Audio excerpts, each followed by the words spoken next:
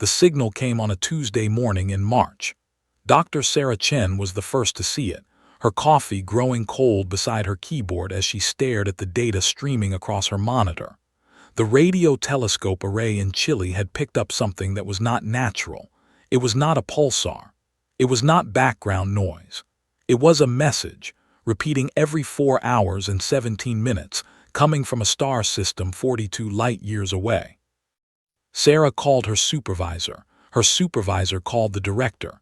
The director called everyone he knew. Within 6 hours, every major government on Earth knew about the signal. Within 12 hours, the news had leaked to the public. Within 24 hours, the world had changed forever. Nothing would ever be the same again. The message itself was simple once decoded. A team of linguists and mathematicians worked through the night, and by dawn they had cracked it. It was a warning. It said, in mathematical language that any advanced species could understand, that the galaxy was not safe. It said that something was coming. It said that the senders of the message had tried to hide, had tried to run, had tried to make themselves small and quiet. It said that none of these things had worked. The message was old, the scientists calculated. It had been traveling through space for over 2,000 years. The civilization that sent it was almost certainly gone now, nothing but ruins and dust on a dead world. Some people on Earth panicked when they heard the news. Religious groups claimed it was a sign of the end times. Doomsday cults gained thousands of new members overnight.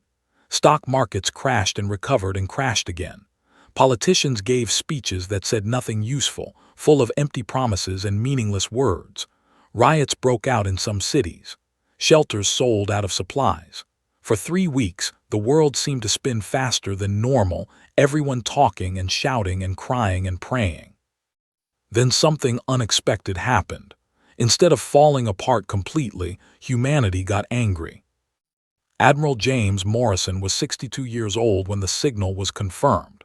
He had spent his entire life in the United States Navy, commanding submarines and aircraft carriers, and eventually the entire Pacific Fleet. He had fought in 2 wars and participated in countless operations. He had seen humanity at its worst and at its best. He had been planning to retire in 2 months, to spend his remaining years fishing and playing with his grandchildren. On the day after the signal was decoded, he received a phone call from the president. "Jim," the president said, her voice tired but determined, "I need you to build me a space navy." Morrison did not laugh. He did not ask if the president was joking. He had known this call was coming from the moment he saw the news. He simply said, "How many ships do you want?" "As many as you can build," the president replied. "And I need you to work with every other nation on Earth to do it. This is not an American problem. This is a human problem." This was how Project Prometheus began. Within a month, representatives from every major nation had gathered in Geneva. Old enemies sat at the same table. Countries that had been pointing nuclear weapons at each other for decades now looked at each other and saw not rivals but partners. Russia and America, China and Japan, India and Pakistan, Israel and Iran. The threat from the stars had done something that nothing else in human history had managed. It had united the species. The arguments were fierce at first, of course. Humans would not be humans without arguments. Who would command this new force? Who would pay for it? Who would decide where the shipyards would be built? Which nations would provide the raw materials? Which nations would train the pilots? Every country wanted to lead. Every country wanted credit. Every country wanted to make sure they were not left behind. But underneath all the arguing was something new, something that Morrison recognized from his years of military service. It was the feeling of a crew coming together. It was the feeling of people putting aside their differences because something bigger was at stake. The politicians argued about credit and control, but the engineers and scientists were already sharing ideas. The generals argued about command structures, but the soldiers were already training together. Dr. Maya Okonkwo was a physicist from Nigeria. She had spent 15 years working on theoretical propulsion systems, publishing papers that most people dismissed as science fiction. She had applied for funding dozens of times and been rejected every single time. Her ideas were too radical, the committees said. Her designs would never work. She should focus on more practical research. When Project Prometheus was announced, she received a call from the new United Earth Council. Dr. Okonkwo, the voice on the phone said, "We have read your work on fusion drive technology. We believe your designs have merit. We would like to give you unlimited funding and a team of 500 engineers. How quickly can you make it work?" Maya thought about the question carefully. She had always believed her designs could work, but she had never had the resources to prove it. She had spent years doing calculations on old computers and building models in her garage. Now she was being offered everything she had ever dreamed of. "Give me 5 years," she said, "and I will give you ships that can cross the solar system in weeks instead of months." "You have 3 years," the voice replied. "The clock is already running. We do not know how much time we have." Maya hung up the phone and looked at her notes. 3 years to change the laws of physics. 3 years to build something that had never existed before. 3 years to save the world. She got to work. Across the world, similar conversations were happening. Engineers who had been working on commercial projects suddenly found themselves recruited for something far more important. Factories that had been making cars and phones and consumer electronics were converted to produce components for spacecraft. Universities that had been focused on profit margins and publication counts became centers for weapons research and materials science. The entire economy of the planet shifted, redirected toward a single goal. Captain Alina Vasquez was a test pilot for the European Space Agency when she was recruited. She had flown experimental aircraft and prototype spacecraft for 15 years. She had broken records and bones in equal measure. She had crashed 3 different vehicles and walked away from all of them. She was exactly the kind of pilot that Project Prometheus needed. Her first meeting with Admiral Morrison was brief and direct, just the way she liked it. "Captain Vasquez," Morrison said, "I am told you are the best pilot on the planet." "Some people say that," Alina replied. "I do not argue with them." Morrison almost smiled. "Almost. Good. I need pilots who are confident. I need pilots who can fly ships that do not exist yet. I need pilots who are willing to die to protect this planet. Are you such a pilot?" Alina did not hesitate. She had been waiting for this question her entire life. "Admiral, I have been waiting my whole life for something worth dying for. This is it." "Good," Morrison said again. "Report to the training center in 3 days. You will be the first pilot in the new program. You will help us figure out how to train the others." Alina saluted. "Yes, sir." She walked out of that meeting with a spring in her step. Her life had just changed forever, and she could not have been happier about it. The first year was the hardest. The shipyards did not exist. The technology did not exist. The training programs did not exist. Everything had to be built from nothing, and it had to be built fast.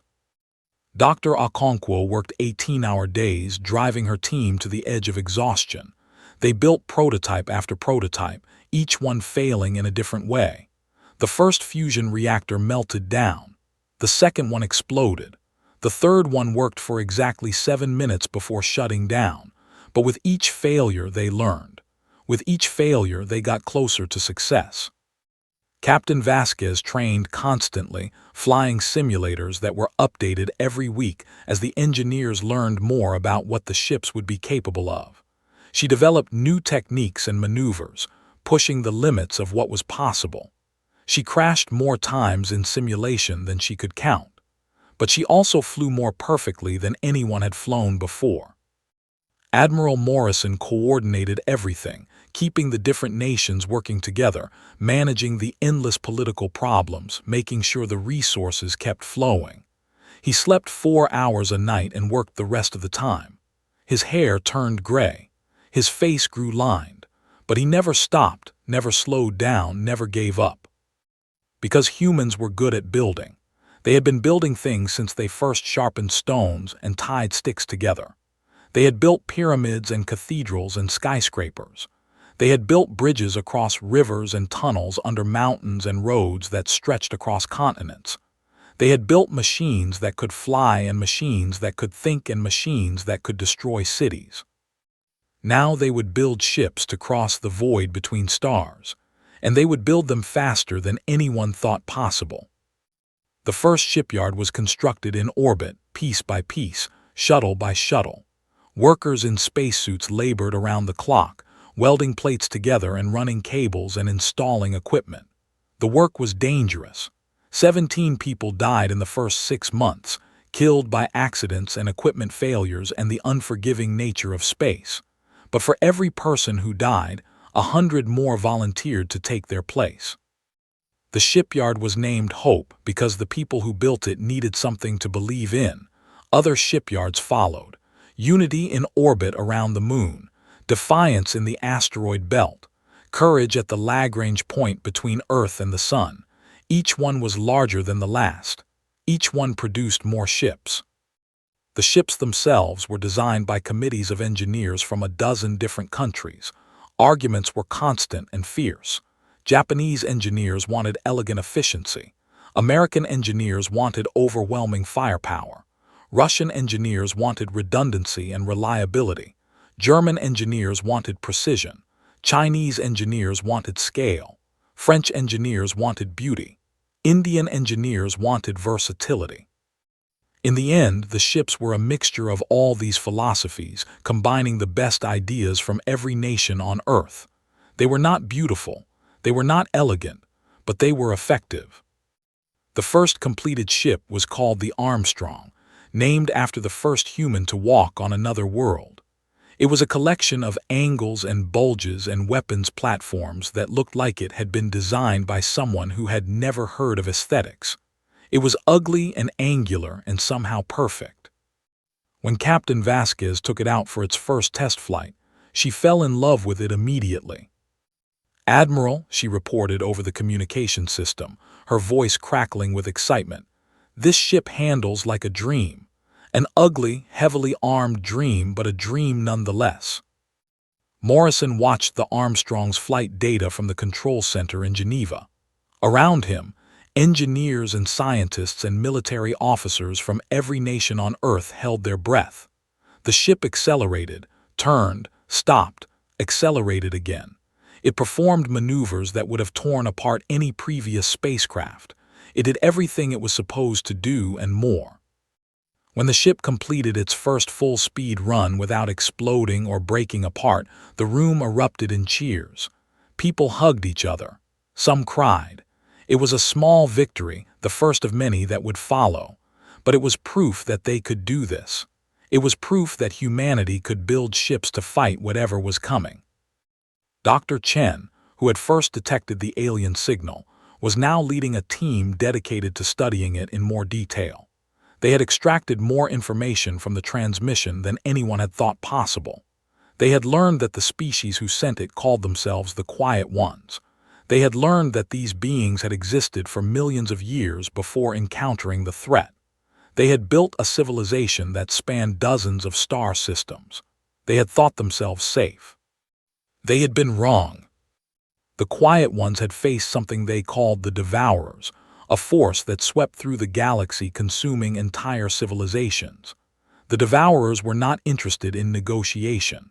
They were not interested in trade. They were not interested in anything except consumption and growth. They moved from star system to star system, harvesting entire planets for resources, absorbing entire species into their collective. The Quiet Ones had tried to survive by hiding. They had turned off their transmissions. They had dimmed their cities. They had stopped exploring and stopped expanding and stopped reaching for the stars. They had made themselves small and quiet and hoped that the Devourers would pass them by. It had not worked. The message was their last act, a warning to any other species that might receive it. "Do not hide," it said. "Do not run. Do not make yourselves small. The Devourers do not care if you are quiet.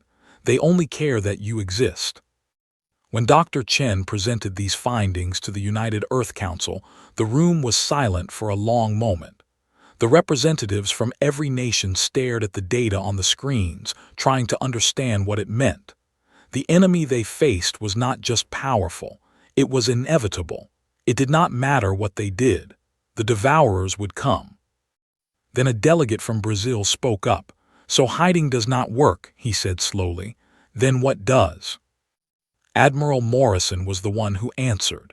He stood up from his chair and looked around the room, meeting the eyes of each delegate in turn. "Fighting," he said, "fighting is what works.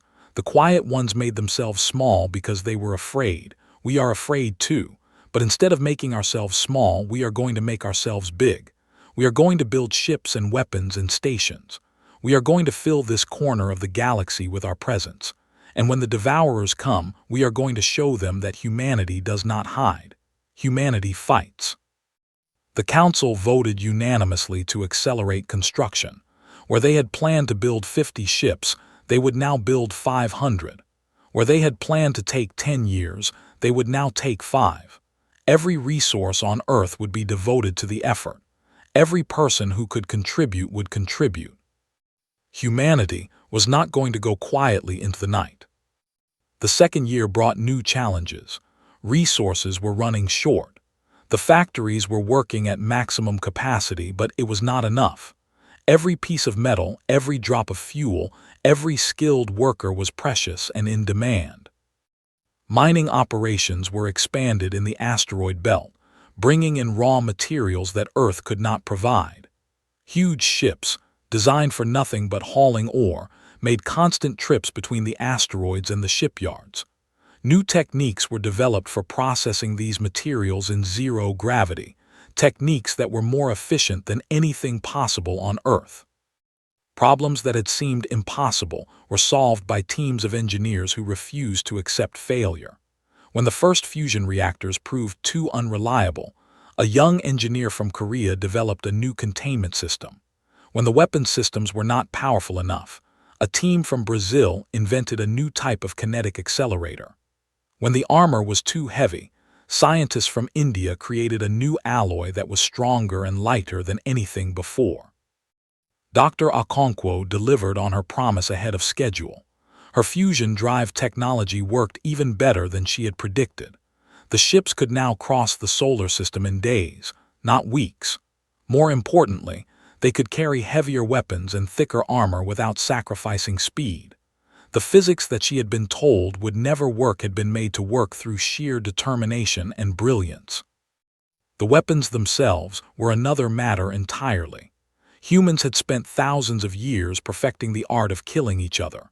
They had invented swords and bows and guns and bombs. They had created weapons that could destroy cities and weapons that could poison entire continents.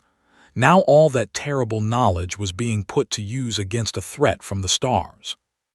Kinetic weapons were developed that could punch through kilometers of rock.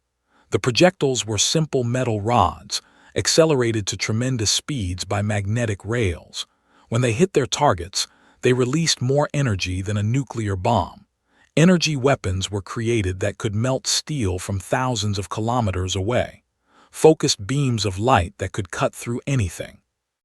Missiles were built that could track and hunt their targets across the void of space, adjusting their course constantly, never giving up until they hit something. Captain Vasquez, now Commander Vasquez, trained new pilots every day, pushing them harder than they thought possible. The training was brutal and unforgiving. Pilots flew simulations until they collapsed from exhaustion. They studied tactics and strategy until they could recite them in their sleep. They practiced emergency procedures until they could execute them without thinking. Many washed out. The standards were too high, the pressure too intense. Some died in training accidents, their ships destroyed by equipment failures or pilot error. These deaths were mourned but not allowed to slow the program. There was no time for extended grief. The pilots who survived became something new, something that had never existed before. They became the first defenders of Earth, pilots who could dance through asteroid fields and fight battles at speeds that would have seemed like magic to their grandparents. By the end of the second year, the fleet had grown to 100 ships. It was not enough, everyone knew, but it was a start. It was proof that humanity could build an army in space. It was proof that they would not go down without a fight. The detection came in the third year. Dr. Chen's team, which had been monitoring the stars for any sign of the Devourers, picked up something moving toward the solar system. It was still far away, years from arrival at their current speed. But it was coming. The nightmare that the Quiet Ones had warned about was finally approaching. "How big is it?" Admiral Morrison asked when he received the report. Dr. Chen looked at her data again, hoping she had made a mistake. She checked the numbers 3 times. She had not made a mistake. "Admiral," she said, her voice carefully controlled, "it is not a ship. It is a fleet. We count at least 3,000 vessels. The largest ones are bigger than anything we have ever built, bigger than anything we ever imagined. The smallest ones are still twice the size of our biggest warship." Morrison nodded slowly. He had expected this, or something like it. The Quiet Ones had been an entire civilization spanning dozens of star systems, and they had been destroyed. Humanity could not expect to face such a threat with a few hundred ships. "How long do we have?" he asked. "At their current speed, approximately 4 years, Dr. Chen replied. "They are not in a hurry. They have never had to hurry before." Morrison turned to his staff, his face grim but determined. "For years," he said. "We need to build more ships, a lot more ships. We need to triple our production. We need to recruit more pilots. We need to develop new weapons. 4 years is not a lot of time, but it is something. We are going to use every second of it." The news was shared with the world. The United Earth Council decided that hiding the truth would be worse than revealing it. People needed to know what they were facing. They needed to understand why they were being asked to sacrifice. Some people despaired when they heard the news. The enemy fleet was vast, unstoppable, a force of nature rather than an army. How could humanity hope to stand against such power? The numbers were impossible. 3,000 ships against a few hundred. It was suicide. It was hopeless. They should surrender, some said. They should hide. They should run. But others looked at the numbers differently. 4 years was a long time. Humanity had gone from horse-drawn carriages to spacecraft in barely a century. They had split the atom and walked on the moon and created computers that could think. What could they do with 4 years and unlimited motivation? The answer, it turned out, was quite a lot. New shipyards were constructed at a frantic pace. The asteroid belt became a hive of activity, with mining ships and construction platforms working around the clock. Thousands of workers lived permanently in space now, never returning to Earth, dedicating their lives to the effort. The moon was transformed into a fortress, its surface bristling with weapons platforms and defense systems. Tunnels were dug deep into the lunar rock, creating bunkers that could survive almost anything. Mars, which had just begun to be colonized, became a secondary command center. If Earth fell, the fight would continue from Mars. Bases were established on the moons of Jupiter and Saturn, outposts that could serve as fallback positions. Humanity was spreading through the solar system, putting down roots that the Devourers would have to tear out one by one. Dr. Okonkwo and her team developed new technologies at a speed that seemed impossible. Shields that could deflect energy weapons, armor that could repair itself, engines that were faster and more efficient than anything before. Each breakthrough was immediately put into production, the new technology rolling off assembly lines within months of its invention. The ships at the end of the third year were twice as capable as the ships at the beginning. Admiral Vasquez, promoted again in recognition of her skills, now led the First Fleet, a force of 300 ships that trained constantly for the battle to come. She had developed new tactics and strategies, ways of fighting that no one had ever tried before. Her pilots were the best in the world, and they knew it. Other fleets were forming behind her. The Second Fleet under Admiral Chen Wei, a former fighter pilot from China.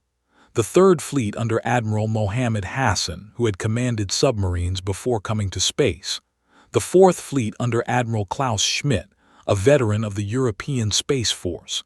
Each fleet had its own character, its own strengths, its own way of fighting.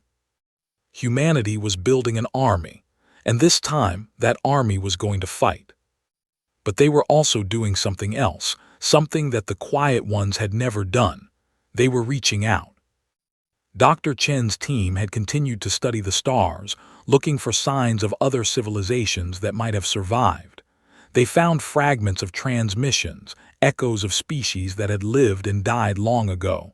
Most were warnings, similar to the one that had started everything. But some were different. Some spoke of resistance. Some spoke of fighting back. Some spoke of hope. One transmission, coming from a star system on the other side of the galaxy, spoke of a group called the Remnant. They were survivors of civilizations that had been destroyed by the Devourers. They had banded together, hiding in the spaces between stars, waiting for the right moment to strike back. They had been fighting a guerrilla war for centuries, never winning but never giving up. The United Earth Council debated for weeks about whether to try to contact them. The distances were vast. Any message would take decades to arrive and decades more to receive a reply. And there was no guarantee that the Remnant would be friendly. They might be hostile. They might be desperate. They might lead the Devourers right to Earth. In the end, they decided to send a message anyway. It was a risk, but doing nothing was also a risk. The message was simple and direct, as all human messages tended to be. It said, "We are humanity. We are from Earth. We know about the Devourers. We are not hiding. We are building ships. We are going to fight. If you want to join us, come find us. We will be waiting." The message was sent in every direction, broadcast on every frequency that might be detected. It was a beacon, a declaration, a challenge. Humanity was making itself known to the galaxy. They were announcing their presence to anyone who might be listening. Some people thought this was foolish. They were inviting attack, they said. They were drawing attention to themselves. They were being reckless and arrogant. The Quiet Ones had hidden and they had still been destroyed. What made humanity think they could do better? Admiral Morrison had an answer for them. "The Devourers are already coming," he said at a public address. "They already know we are here. The only question is whether we face them alone or with allies. I would rather have allies. I would rather have friends. And if there is anyone out there who is willing to fight, I want them to know that we are fighting too." The fourth year was the year of preparation. The fleet had grown to over 1,000 ships. The defense platforms around Earth numbered in the hundreds. The lunar fortress was complete, a network of weapons and shields that could hold against a sustained assault. Mars was ready. The outer bases were ready. Humanity was as prepared as it could be. Admiral Vasquez spent her days running battle simulations, testing every possible scenario. She studied every piece of data they had about the Devourers, looking for weaknesses, for patterns, for anything that might give humanity an advantage. What she found was not encouraging. The Devourers were not a single species. They were many species, all consumed and converted and pressed into service over millions of years. Their ships were grown as much as built living machines that could adapt to damage and evolve to counter threats. Their tactics were simple but effective. They would surround and overwhelm, throwing wave after wave of ships at their targets until nothing remained. They did not retreat. They did not negotiate. They simply consumed. But Vasquez also found something else. The Devourers, for all their power, were not creative. They did the same things the same way every time. They did not innovate. They did not surprise. They did not adapt to unexpected situations. They were a force of nature, unstoppable but predictable. They had never faced an enemy that could match them, so they had never needed to change. Humans, on the other hand, were nothing if not creative, and unpredictable and stubborn. Vasquez developed new tactics, new strategies, new ways of fighting that the Devourers had never seen.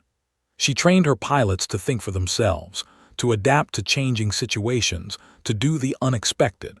She organized her fleet into small, fast groups that could strike quickly and retreat before the enemy could respond. She called them wolf packs, after the submarine tactics of an ancient war. "We cannot match them in numbers," she told her pilots. "We cannot match them in firepower, but we can outthink them. We can outmaneuver them. We can make them chase us while we pick them apart piece by piece. We can make them pay for every inch of space they take. And maybe, just maybe, we can hurt them badly enough that they decide we are not worth the trouble." The pilots listened. They trained. They prepared. They became the deadliest force humanity had ever created. And they waited. The Devourers arrived on the 5th anniversary of the first signal, exactly as Dr. Chen had predicted. They came out of the darkness between stars, a wall of ships that blotted out the distant suns. 3,000 vessels, maybe more. It was impossible to count them all. They filled the screens of every sensor in the solar system, a tide of death sweeping toward Earth. Admiral Morrison watched them approach from the command center on Earth.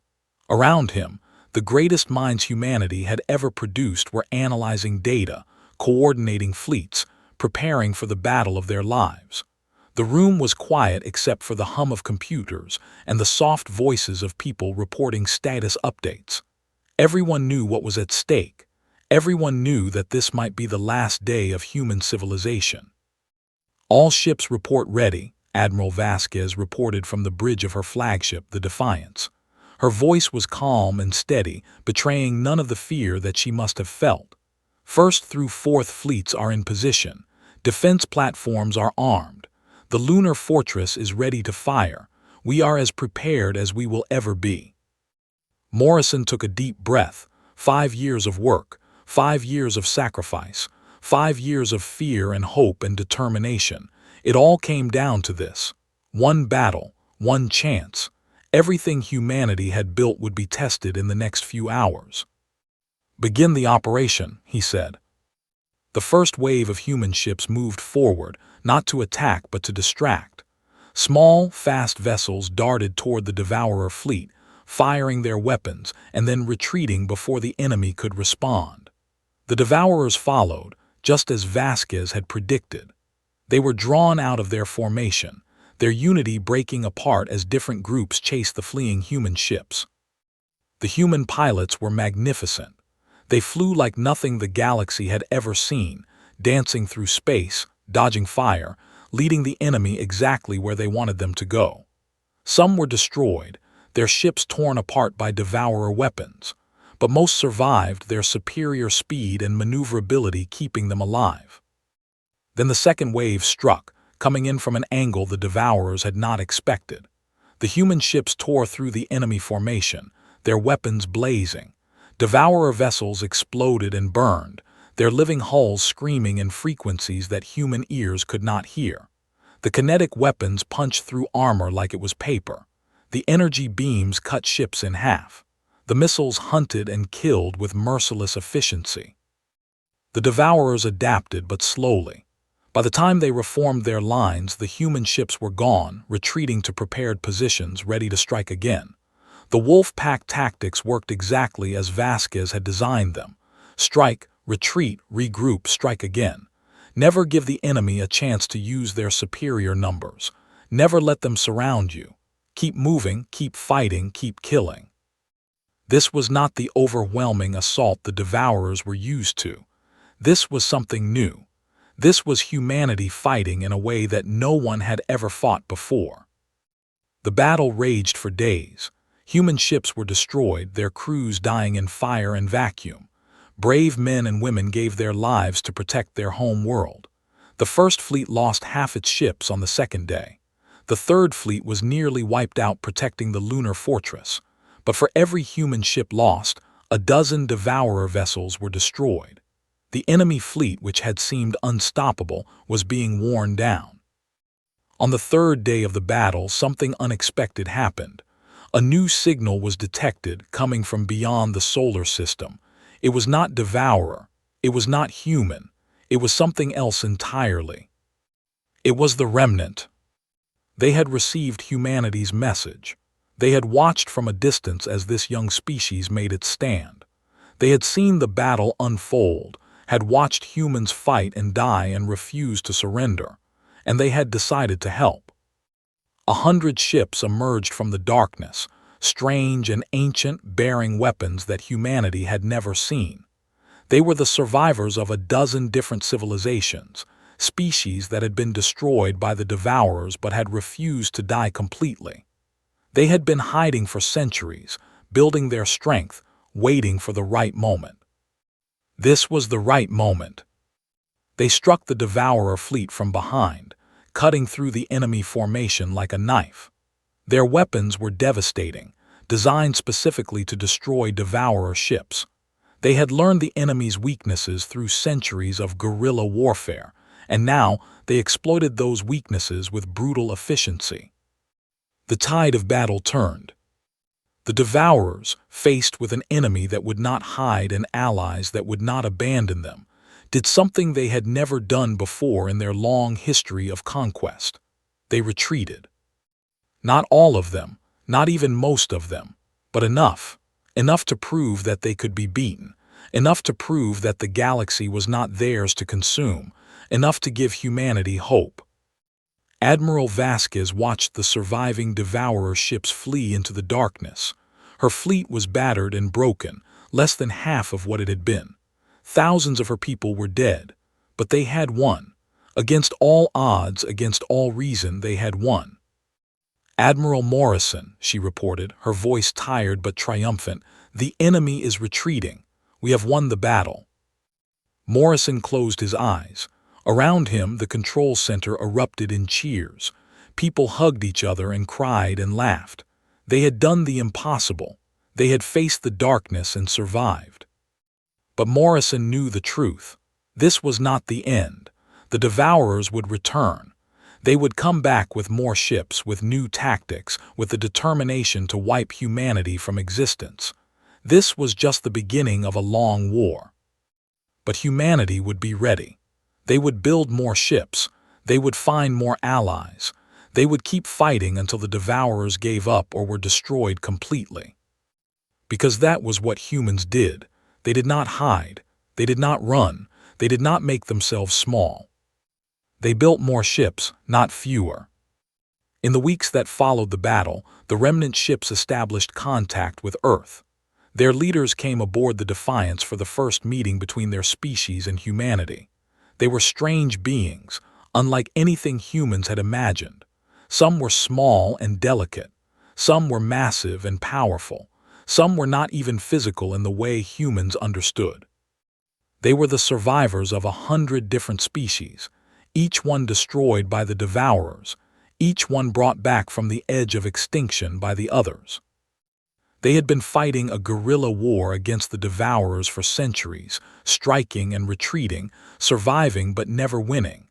They had lost more battles than they had won. They had watched countless civilizations fall. They had begun to lose hope. Until humanity. "Your species is strange," the remnant leader told Admiral Morrison through the translation system.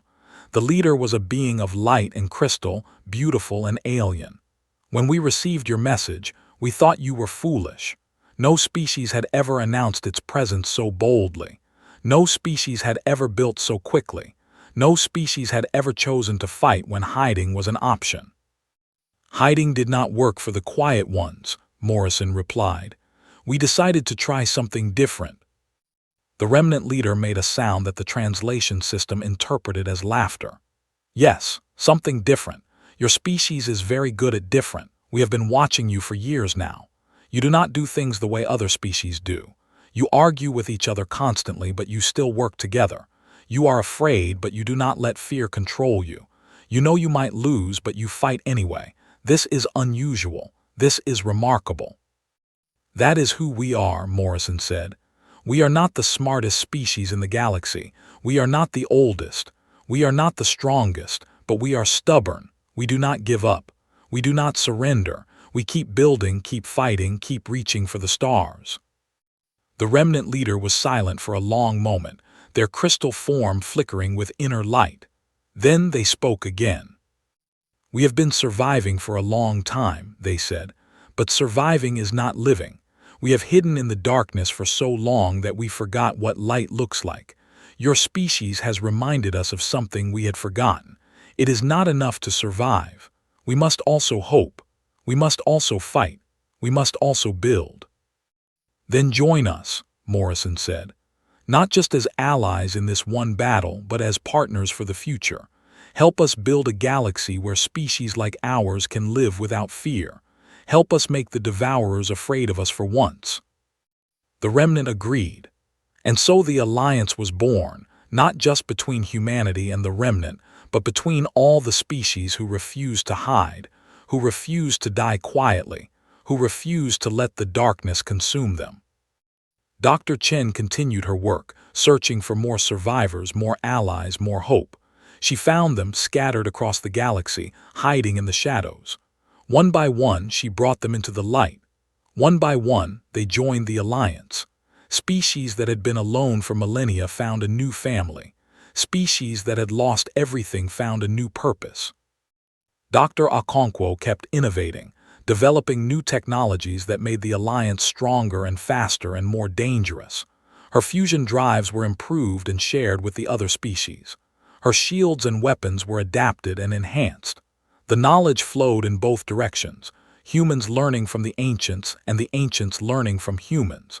Each species brought something unique to the alliance. Each species made the others stronger. Admiral Vasquez trained the combined fleet, teaching tactics and strategies that the devourers had never faced.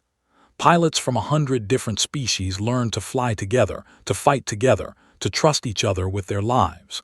They became something new, something that had never existed before in the long history of the galaxy. They became the defenders, the protectors, the hope of all the species who had been consumed by the devourers. The war continued for years. The devourers came back, of course. They always did. They sent larger fleets and developed new weapons.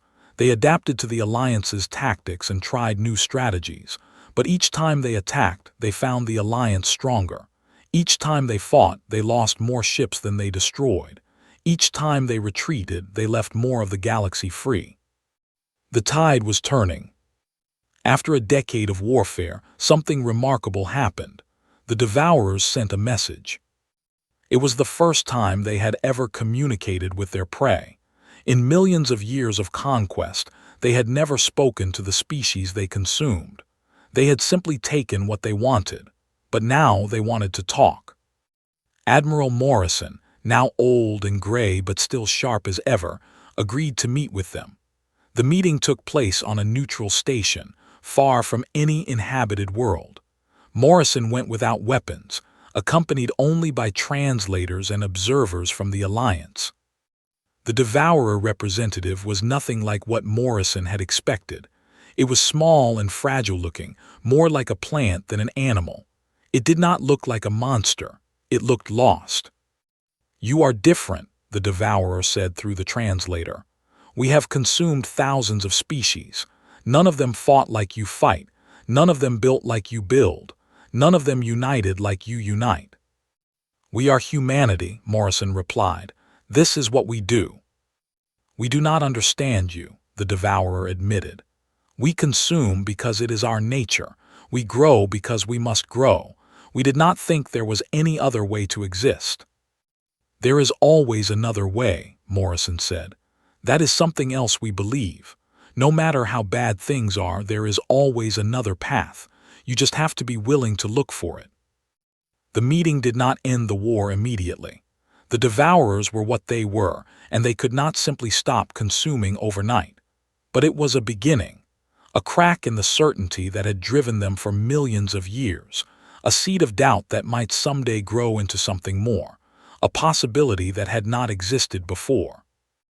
Morrison returned to Earth and told the Alliance what had happened. The response was mixed. Some wanted to keep fighting until the Devourers were destroyed completely. Others saw an opportunity for something better, a chance to end the war without more death. In the end, they decided to do what humans always did. They would fight when they had to fight. They would talk when they could talk. They would build, always build, preparing for whatever came next while hoping that fighting would become unnecessary. The ships kept coming off the assembly lines. The Alliance kept growing. The galaxy kept changing. Species that had hidden for millennia came into the open. Species that had been at war made peace. Species that had never met learned to work together. And at the center of it all was humanity, the species that had discovered they were not alone and had responded not with fear but with determination. The species that had looked at the darkness between the stars and had said, not quietly, not hiding, but loud and clear and proud, "We are here. We are not afraid. And we are building more ships. Not fewer. Never fewer." The story spread across the galaxy, told by 100 different species in 1,000 different languages. It became a legend, then a myth, then a promise. The story of how a small, young species on a tiny blue world had changed everything.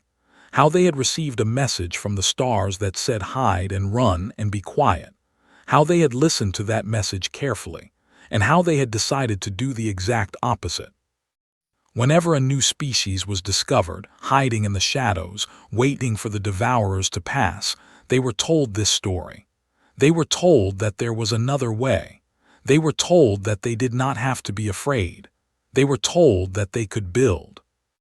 And one by one they came out of hiding. One by one they joined the alliance. One by one they started building ships of their own. The galaxy was changing. The darkness was retreating. And at the heart of it all was a simple truth that humanity had always known, but had never had the chance to prove to the stars. When faced with fear, the answer was not to run. It was not to hide.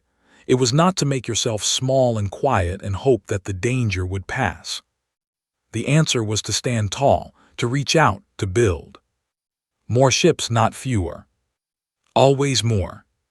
Forever more. This was humanity's gift to the galaxy. This was their legacy.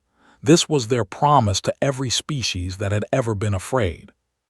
And they kept that promise from that day forward, until the stars themselves grew old, and the universe was filled with light and life and hope, instead of darkness and fear and death. Because that was what humans did. They built.